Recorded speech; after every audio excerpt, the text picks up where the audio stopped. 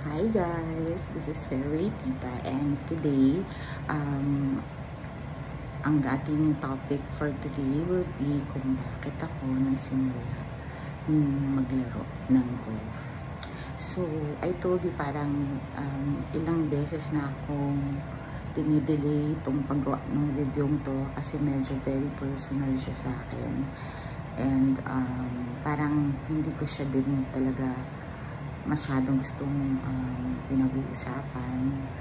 Pero I think parang feeling ko pagka na-share ko din itong reason why ako nag-start mag-golf, baka maraming mga taong in the same situation or experience the same thing that I experience, or is going through the same thing, or is feeling the same right now.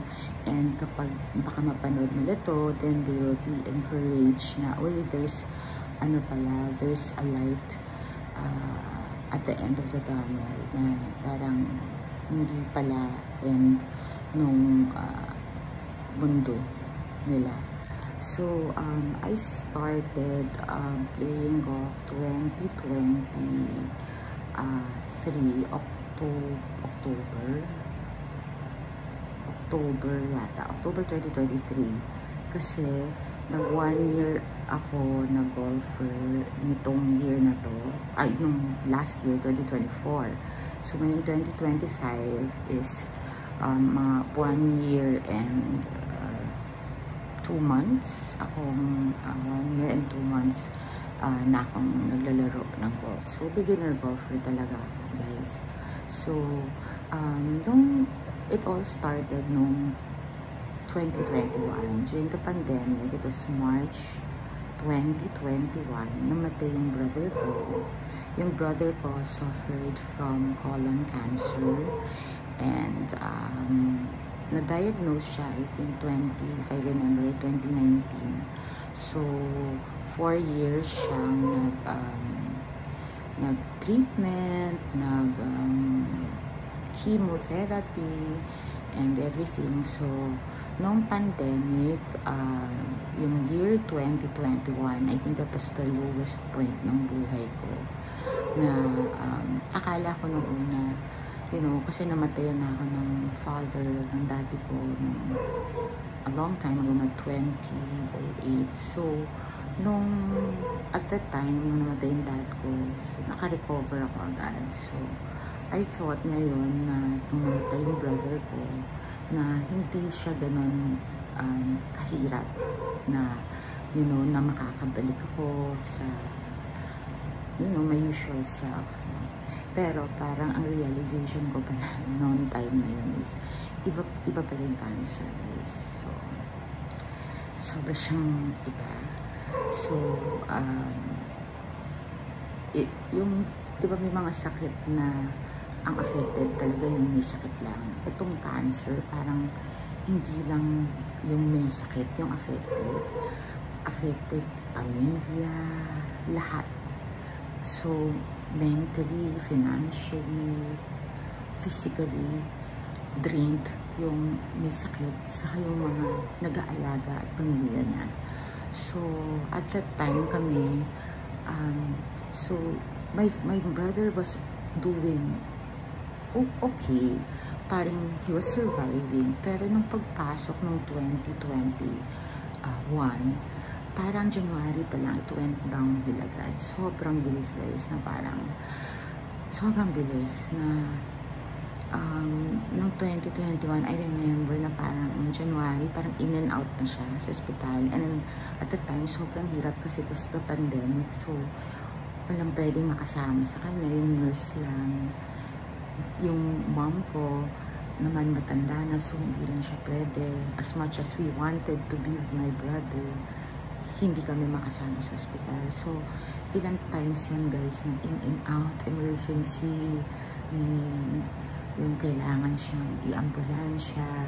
So noong March 20, so it took a toll on me na since January until nung namatay siya noong March, which is mga 3 months, nung in and out siya, parang the stress and the anxiety and the pressure parang was too much for me at that time. Pero parang I was so, because I was the only na kapatid na nandito, and ako din I take care of my mom, so parang everything was on me. So parang at the time was very, parang wala akong naiisip, kundi focused lang ako. Parang hindi ako makapag nire-repress ko lahat ng emotions ko at the time. Parang I needed to be strong, I needed to work, to continue to work, and to just be strong for everybody. Pero secretly, I was dying inside. Sabi ko nga, when I look back, yung parang ang taong may cancer, my brother, para siyang nung January, parang he was already a dead man walking. Alam mo yun, yung at the time also, na parang sobrang dark ng mundo ko, na ako pa naman, nakikita niyo naman, I'm so bubbly, I'm so happy, I'm so positive. At the time, it was sobrang different. Parang nawala ako. Parang it was sobrang dark, na parang feeling ko na nasa loob ko nung isang kuweba, na nandun ako sa pinakadulong-dulo ng kuweba, na napakadilim, na wala akong makitang light. Puro lang siyang darkness. So I think depressed at that time, but I was trying to suppress it. So, and I remembered na nung the week na sinabi ng doktor sa amin na malapit na siya na mamatay, so pwede na kami bumisita, and the only person that was able to go was me and my husband. So, and then I was crying every day.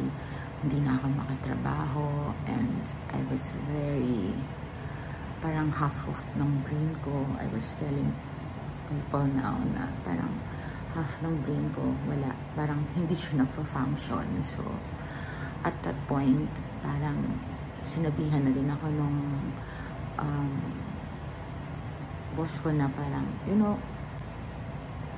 huwag ka lang munang pumasok, parang just be with your family. And I did, because I couldn't function at that time. Hindi ako makatrabaho, hindi na ako nakakatulog, hindi ako nakakakain, and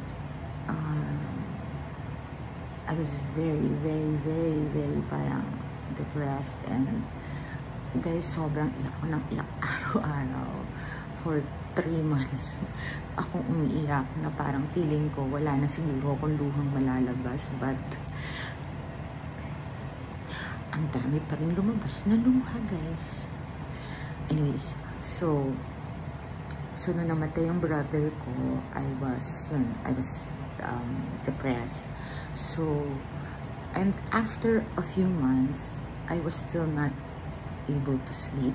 I was not sleeping properly. So I wasn't also eating properly. And napapansin ko, guys, na may palpitations ako. Tapos sobra kong magulatin. Parang, hello, gaganon. Hello. Gaganon na ako, guys. Tapos, marami akong nakakalimutan. I was so forgetful.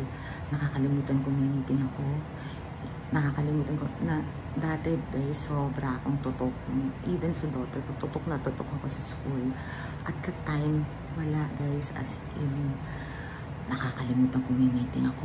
Nakakalimutan ko kung anong araw na or ano yung gagawin ko. So, tapos nagpa-palpitations ako. Tapos napapansin ko, guys, parang yung kamay ko, nag-shake siya.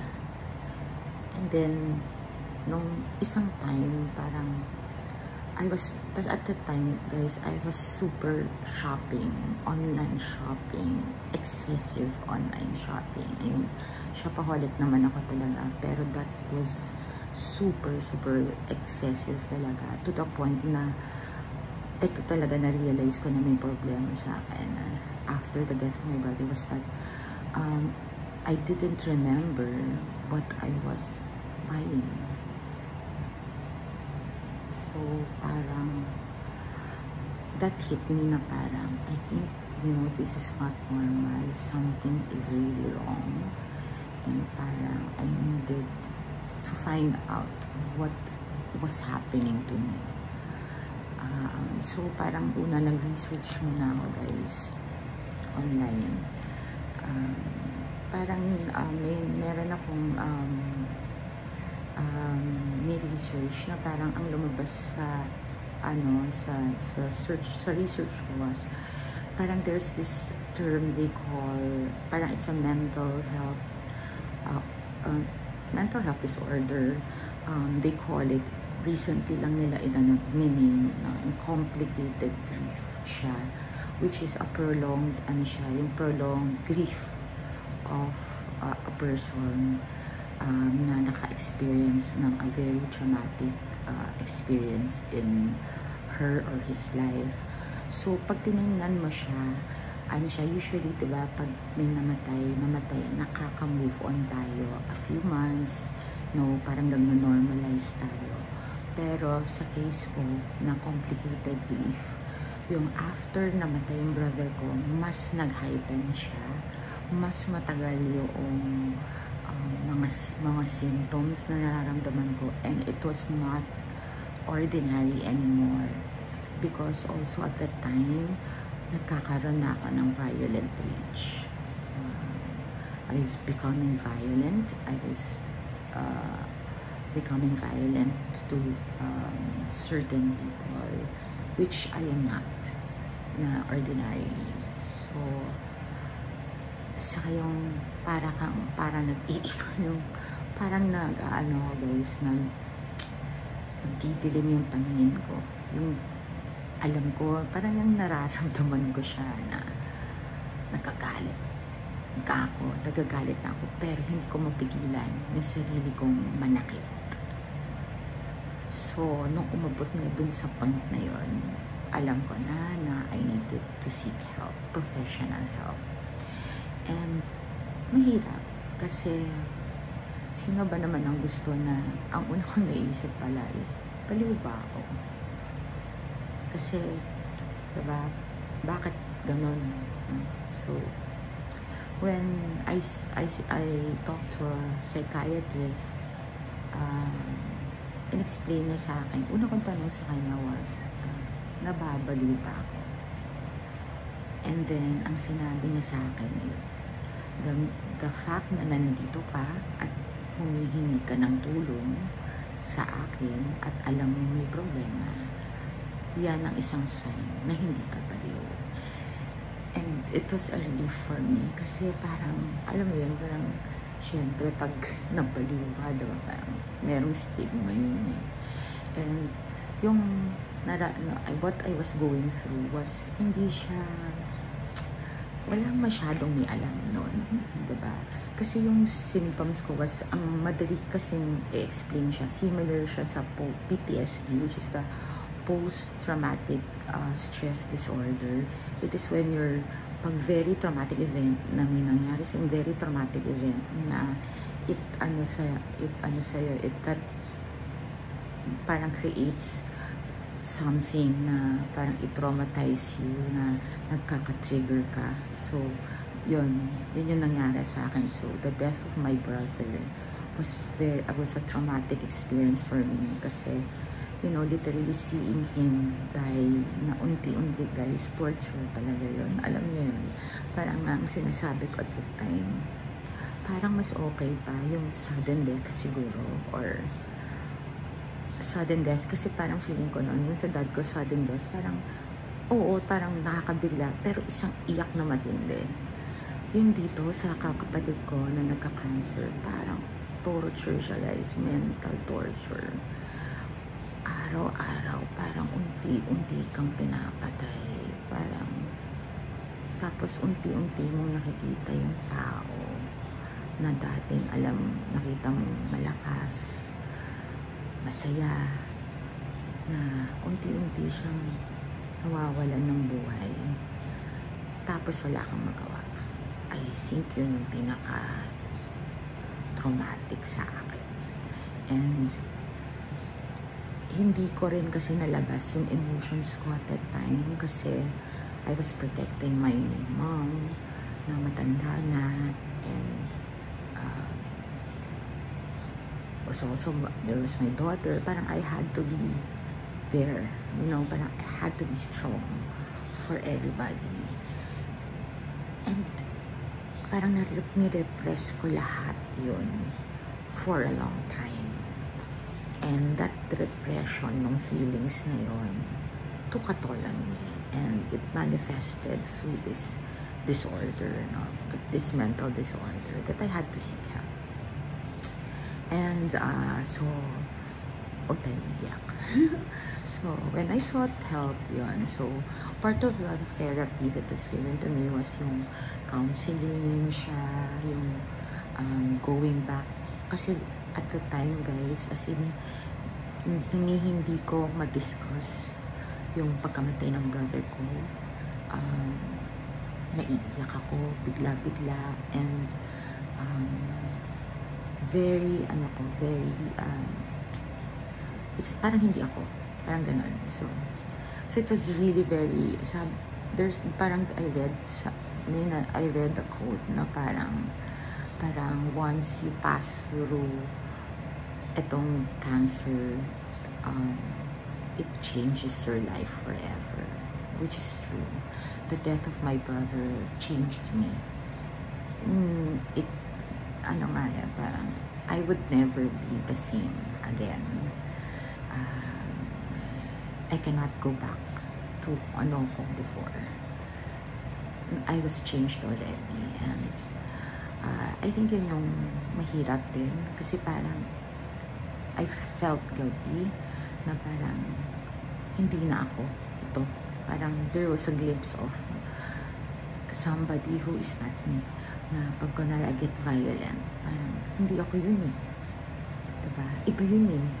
Hindi ako yun. So parang ang hirap din na even up to this time, I am still trying to accept things na it would never be back to normal again. Iba na ang normal ko ngayon, guys. So, and then, kaya, mapunta na tayo kung paano napunta yung golf.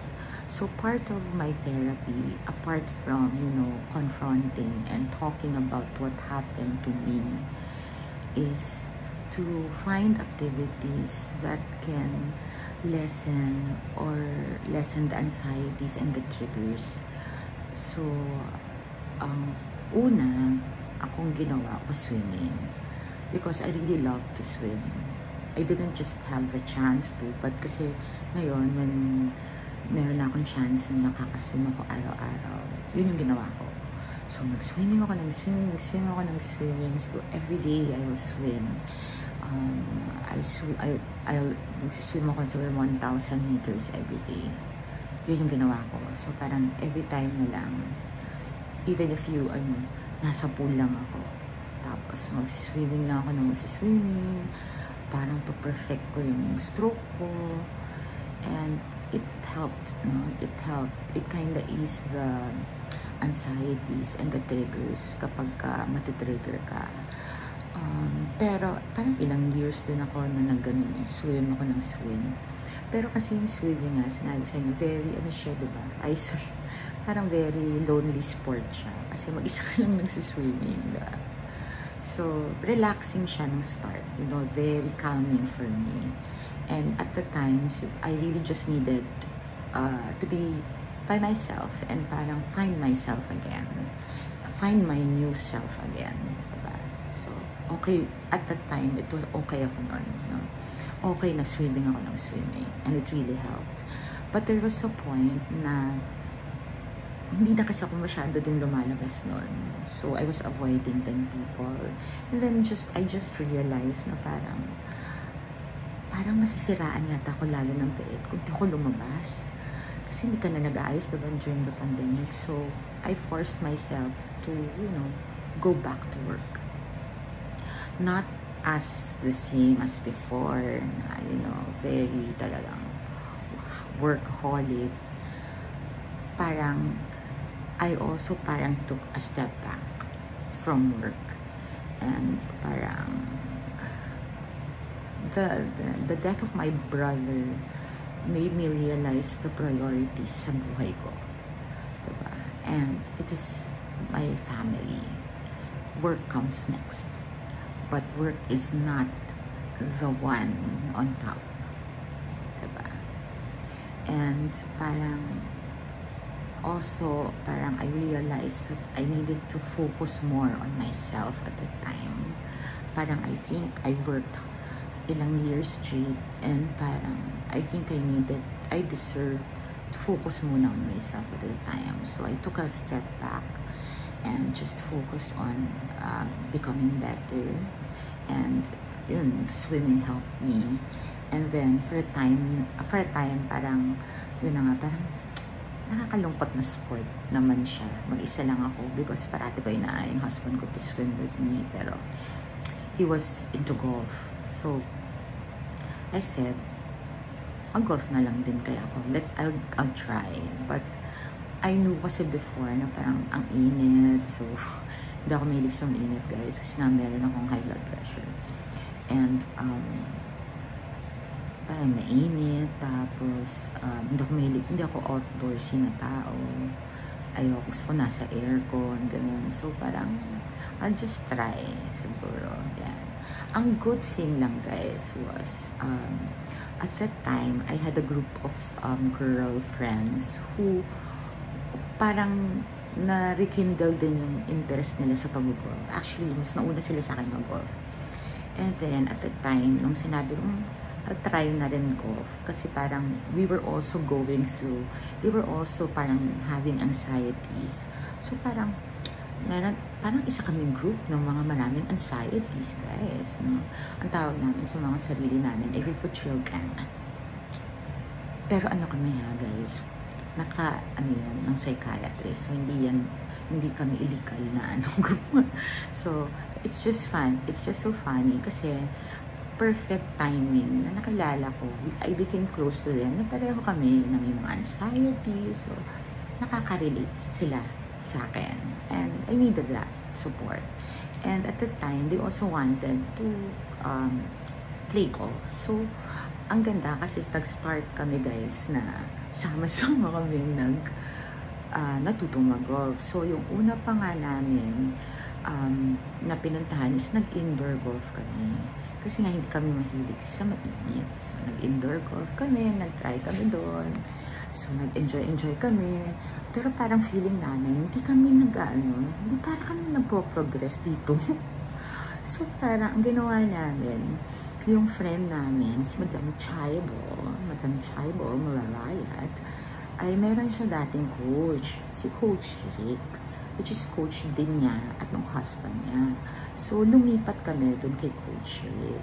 And then, I remember, sa veterans pa yun, guys, sa veterans na driving range, nakakatawa kasi nung first session namin kay Coach Rick, grabe, guys, as in, gusto ko na talaga mag-quit. As in, pag tinanong nyo nga si Coach Rick, sobra siyang natakot sa akin kasi as in, hindi ko, guys, matira yung driver ko. Tapos lahat sila, natitira nila yung driver nila. Hindi ko makuha. So, nagtatabog-tabog na ako. Sabi ko, ayoko na mag-quit na ako. Tapos, sobrang asar nila at saka takot siguro. Kasi dapat sabay-sabay kami lahat. As in, inuto-uto nila ako, guys. Inuto-uto nila ako. Hindi, okay yan. Kaya mo yan. So, ang ginawa ko, guys, nung time na yun, nag-one-on-one ako kay Coach Rick. So, talagang kinarir ko, guys, yung pag-golf, nagpapaturo kay Coach nun. So, I remember na, so meron kaming class na kaming lahat magkakasama. Tapos si Coach Rick, tapos doon na kami sa Aguinaldo. Doon na kami nag-home course namin yun. Doon kami nag-first fairway. Actually, natandaan ko, dalawa lang kami nun pa na nag-fairway. Si Madam Chaibol and me. And I remember, nung magpa-first fairway na kami, umuulan. Tapos sabi ni Madam Chaibol sa akin, Rumi, tuloy ba ang ating ferry? Kasi umuulan. So, tinanong namin si Tatang Rick, diba? Tatang Rick, Coach, tuloy ba tayo kasi umuulan? Ang sabi ni Coach, tuloy tayo kahit umuulan. So, ang first ferry namin ni Madam Chaibol ay basa kami ng ulan, guys. So, yun. Tapos, after nun, guys, regular na kami may class. Meron na kaming class. So, naging 4 na kaming girls doon. Actually, 5. Kaya yung isa kasi, ano siya, tawag ko sa kanya, yung pasaway sa class. Alam mo yun, guys. Yung mga hindi pumapasok, ganun, tamad. Kilala nyo na kung sino siya. Anyways, huwag na natin siyang pangalanan. Kawawa naman siya. Anyway, so, ang regular na naging kaklase ko dyan, si Madam Chaibol, si Mrs. Woods, si Angie at ako. Ayan, 4 kami. So, dati, madalas kami morning, makikita nyo kami sa Aguinaldo na kasama ni Coach, mag-ferry kami. Ano yun, bawat hole, titingnan niyo yung palo namin, ganyan. Tapos, sa sobrang namin bagal, guys. Alam mo yun, ang dami na namin na paraan na tao. Kaya sinasanay kami nag-iintay at saka nagpaparaan. Parang, pag basta meron ng nakatutok sa amin, ay, daan na po kayo. Please go ahead. And then, ang saya ng class namin. Parang ang saya kasi, guys, at the time na meron kang kasama, diba? Tapos, ang masaya kasi sa golf, syempre, nag-iintay ka ng next hole. Habang nag-iintay ka, nagkikwentuhan kami. So, parang, alam mo yun, nakakapag-bonding kami, na parang bigla namin na-realize, wow, ang dami pala natin in common. Or, ay, ang ano mo pala, parang baliw ka pala. Parang, hindi ko na-expect na ganyan ka. Like, si Madam Chaibol. Alam niyo si Madam Chaibol dati. Ang first time ko siyang namit, para siyang, Stepford wife, yung very prim and proper, na parang sobra siyang sosyal, ganyan. Ngayon, guys, grabe. Ano na ba nangyari kay Madam Chaibol? Parang, I don't know, from class A, naging class C na siya or something. I don't know. Saka talagang, alam mo, guys, ang loko namin sa kanya. Parang nilabas lang namin yung talagang inner tililing niya eh. Guys, grabe talaga. Ang sobra siyang funny. Sobra siyang funny pag nakilala niya siya. Pero hindi mo isipin na funny siya. Saka parang meron siya talaga something, guys, diba? Pag nakikita mo naman yung videos, diba? Tapos napag-uusapan namin yung mga family. So, we have a lot of things in common. So, ang saya-saya. Tapos, wala, nagtatawanan lang kami. Inaasar namin si Coach. Lalo na kasi si Coach, ang favorite niya, si Madam Chaibol, diba, guys? So, alam na natin yun, na favorite niya yun. Ang favorite niya sermonan ay, pero akong pinakamasipag, guys. Pero akong kanyang pinaka-favorite sermonan, wala yata akong ginawang tama para kay Coach. Hindi ko na nga alam minsan eh. Lahat na nga ginawa ko, wala pa rin siyang puring maririnig. Kung meron lang siyang sasabihin, eh parang inaasar pa niya. Diba? Ay, ako, datang si Tatang, kakaiba din. Tapos, ang maganda rin, guys, ang favorite namin sa Aguinaldo, yung sisig doon, guys. Sa hall, yung tea house between 7 and 8. Favorite namin ng Champions kasi yung sisig doon. Grabe, guys. Sobra. Kaya minsan, excited na kami pagpapunta na kami ng hall 7. Kasi alam na namin, kakain na kami ng sisig. Tapos, doon nga, so, ang saya-saya namin. So, and then, ang nangyari sa akin, guys, nahook na ako sa golf. Yung totoo pala yun, guys, kasi ang hirap kasi ng golf. Kasi, alam niyo itong sport na to, nakakaiba eh, parang, para lumakas yung tira mo, kailangan relax ka. Diba, guys? Parang, ano yun? Parang, opposite siya dapat. So, para siyang nakaka-challenge siya, lalo na sa akin. Parang, na-challenge ako na, parang gusto ko malayo yung bola ko. Pero dapat hindi ako nanggigigil. Eh, guys, alam mo naman, dapat relax. Sabi ko nga, Coach, alam mo naman, Coach, diba? Hindi ako relax na tao. Talagang matigas ang mga kamay ko. Eh, kailangan. Sa golf pala, parang relax ka lang. Kasi pag nag-relax ka, mas maganda yung tira mo. Mas lalo ka manggigil. Ay, tigugulong yung bola mo. Parang, oh my gosh, yung mga bola namin guys, gulong ng gulong dati. Hindi ko nga alam paano, ano nangyari na ba. So, ganun yung nangyayari sa amin. So, nakakatuwa kasi ngayon nakikita na namin na nag-improve na kami guys. Mabilis na kami maglaro. Minsan nga nagtataka na kami, mabilis na namin maglaro. Minsan hindi na kami pa ulit-ulit. Bawal na yung ulit-ulit sa amin ngayon. So, nakakatuwa na ano. And it helped doon sa parang it made me parang bring back life to me. Naging masayahin ako. Naging parang yung dati ko, pero iba pa rin, diba? Parang naging very bubbly, masayahin. Actually kasi guys, nung namatay yung brother ko, parang turning point siya sa buhay ko na na-realize ko, life is so short. Kaya diba sinasabi ko sa inyo guys na life is so short, so dapat maging masaya tayo parati sa buhay natin. Alam mo yung mga minsan na pinoproblema natin sa bigger picture ng buhay, wala siya. Hindi siya dapat pinoproblema. Alam mo yun, lalo na if you believe in God, alam mo na hindi ka niya bibigyan ng bagay na hindi mo kaya. Or hindi ka niya bibigyan ng isang bagay na walang patutunguhan.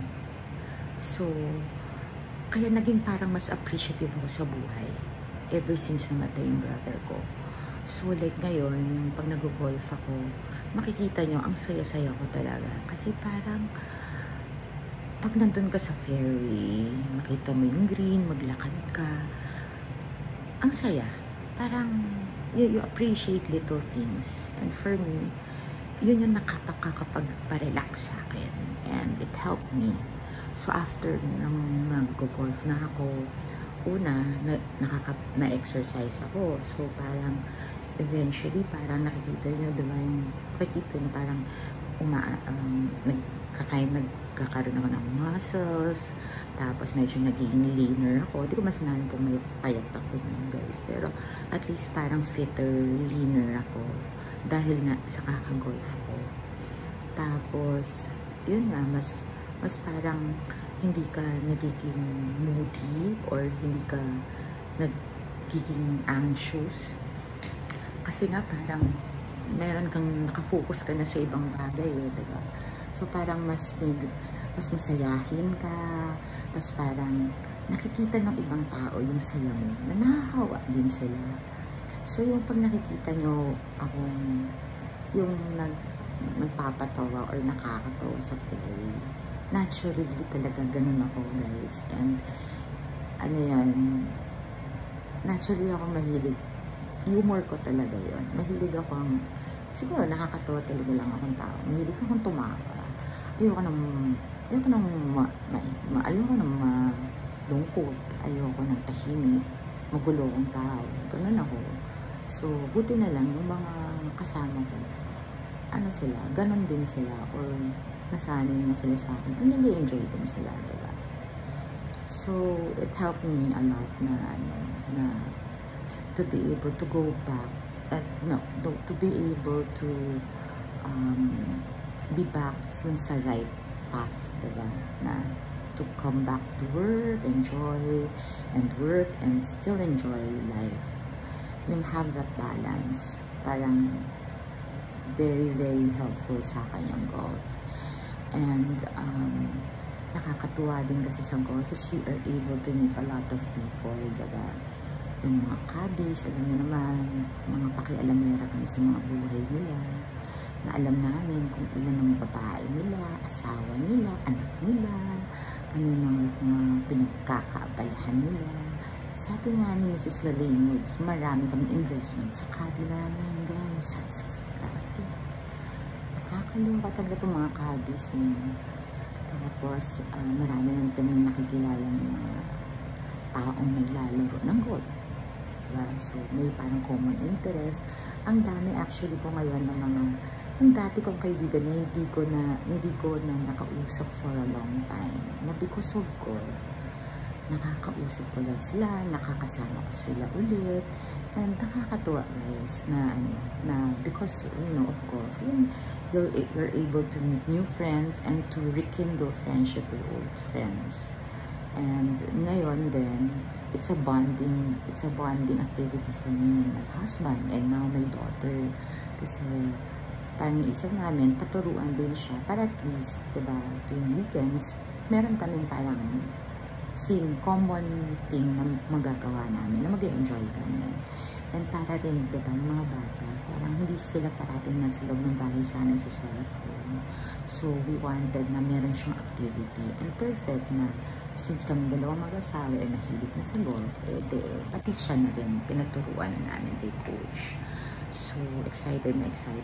At saka nakapag-first fairy na siya. And she was so happy naman na nag-golf. So, buti na lang din, diba? And also, ang benefits din ito is you meet people. So, like sa work, diba? Sa work ko, it's also networking for me. But ang more talaga sa akin is talagang just to enjoy. It's really my therapy to play golf. Kaya nga, I play golf almost every day now, except for a day. Parang yun na yung recovery day ko. But parang kayang nasanay na yung katawan ko na everyday mag-golf ako. So, parang hinahanap-hanap ko na siya. And it's so fun. Ayun nga, sabi ng kapatid ko, iba to yung itsura ko pag nasa ferry. Sayang, kita mo masaya. And I'm very thankful then that my husband talagang inaya niya ako na mag-golf. And I tried it. Because it was very, very, sa akin, very helpful.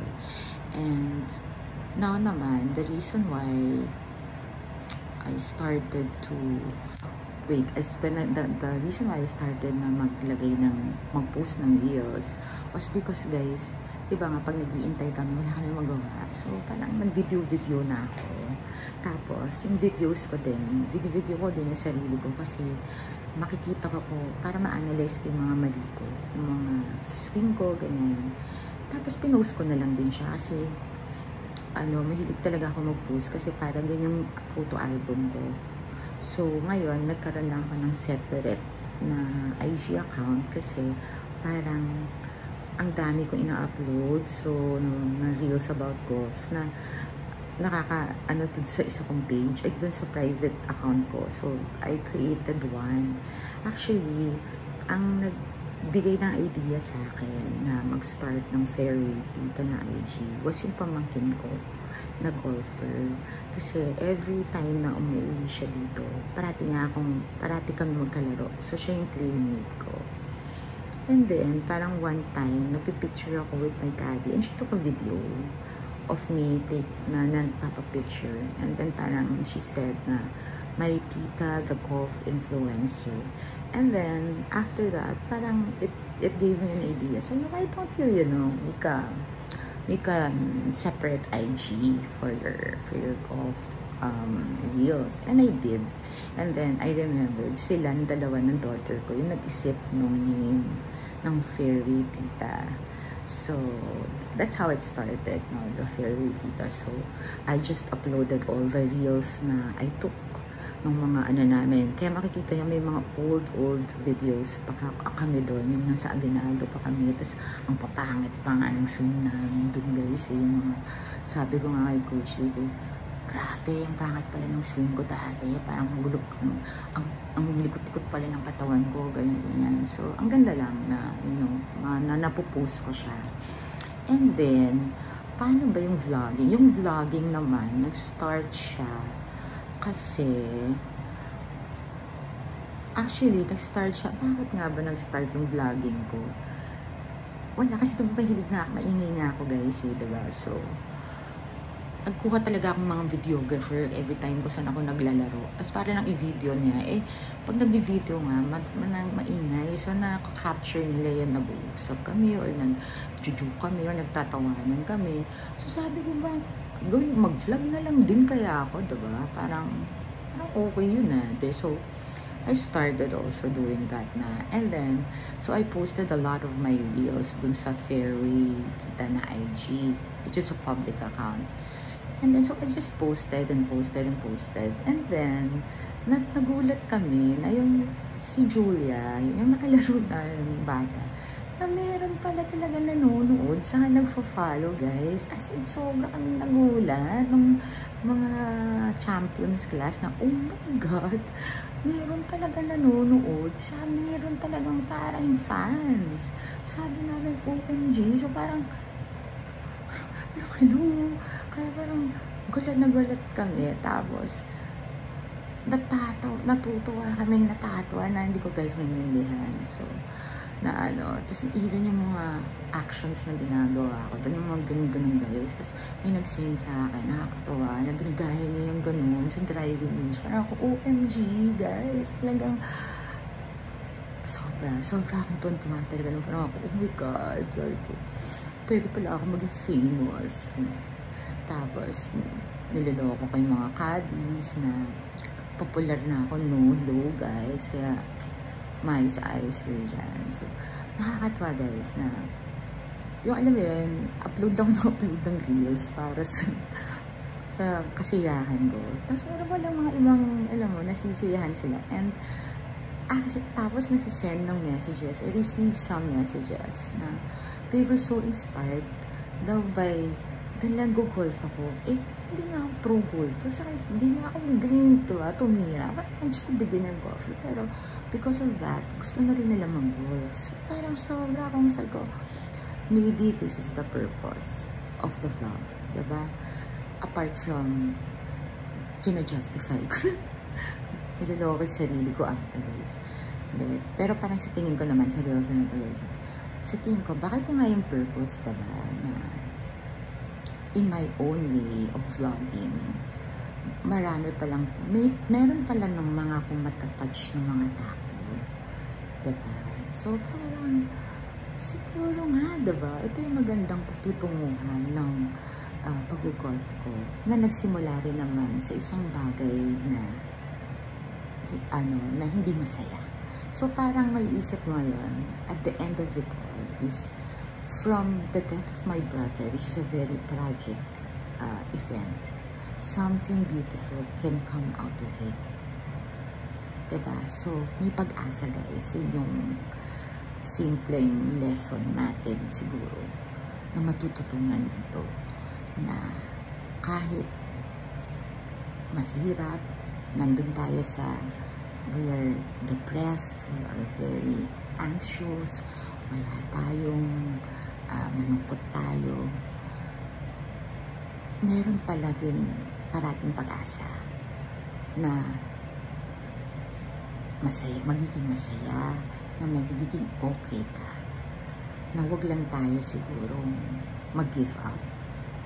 Just parang tatagan lang natin. Alam niyo yung time na yun guys, merong isang parang quote na nabasa na in the darkest days of your life, doon mo makikita yung ilaw. Yung ilaw pa lang yun, manggagaling din sa sarili mo. So, ikaw din ang talagang makaka-save sa sarili mo. Walang ibang tao, guys. Nung time na yun, asawa ko, pamilya ko, hindi nila ako masasave sa depression. Kailangan magmula sa akin. Kailangan mahanap ko sa sarili ko yung courage na at tapang na labanan yun. And every day guys, it's still a struggle for me na labanan yun.